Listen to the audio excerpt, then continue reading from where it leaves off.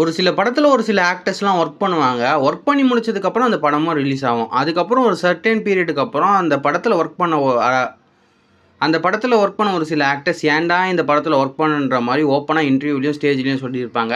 அந்த மாரி சொன்ன ஒரு 3 ஆக்டர்ஸ பத்தி இன்னைக்கான வீடியோல பார்க்கலாம். தேர்டா பார்க்கும்போது டைரக்டர் சுந்தர் சி அவர்கள் தான். அன்பே சிவம் படம் எடுத்த டைம்ல நான் ரொம்பவே சந்தோஷப்பட்டு, ரொம்பவே விருப்பப்பட்டு அந்த படத்த எடுத்தேன். பட் அந்த படம் ரிலீஸ் ஆனதுக்கப்புறம் அந்த படம் சரியா போல. அந்த படத்துனால நான் கிட்டத்தட்ட 1 வருஷமா வந்து பார்த்தீங்கன்னா, ஜாப்லெஸ்ஸா வீட்லயே உட்கார்ந்திருந்த மாரி அவர் சொல்லியிருந்தாரு. அன்பே சிவம் பண்ணதுனால எனக்கு வந்து ஆதாயங்களை விட இழப்புகள் அதிகம்.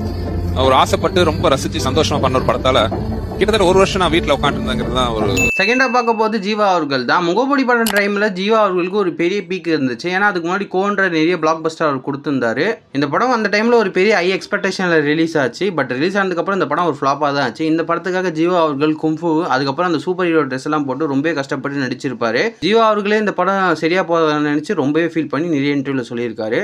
ஈவன் வித் முகமுடி மிஷ்கின் அவர்கிட்ட செகண்ட் ஹாஃப் ரொம்ப லேகா இருக்கு சார், கொஞ்சம் தயவு செய்து மாத்துங்க அப்படின்னா அவர் ஃபோன்ல கூட வரல. அவர் அது எப்படி இட்ஸ் மை கிரியேஷன், அது எப்படி நீங்க வந்து இது சொல்லலாம் அப்படிங்கிற மாதிரிலாம் அவர் சொன்னாரு. ஃபர்ஸ்ட் பிளேஸ்ல பார்க்க போது கார்த்தி அவர்கள் தான். 1001 படத்துக்காக கிட்டத்தட்ட 3 வருஷம் டெடிகேட் பண்ணி நடிச்சிருப்பாரு. சொல்ல போனா உயிரை கொடுத்து அந்த டைம்ல எந்த படத்தையும் கமிட் பண்ணாம நல்லா நடிச்சு கொடுத்துருப்பாரு. பட் ரிலீஸ் ஆனதுக்கப்புறம் இந்த படம் வந்து பார்த்தீங்கன்னா ஒரு ஃப்ளாப்பை தான் சந்திச்சுது.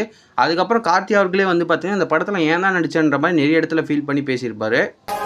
படம் வந்தப்பெல்லாம் யார் அந்த சொல்றானோ அதான் அப்போ ஒரு 3 வருஷம் நமக்குள்ள டிராவல் ஆகி வெளியே வரும்போது அந்த படத்துக்கு அவ்வளோ கல்லடி.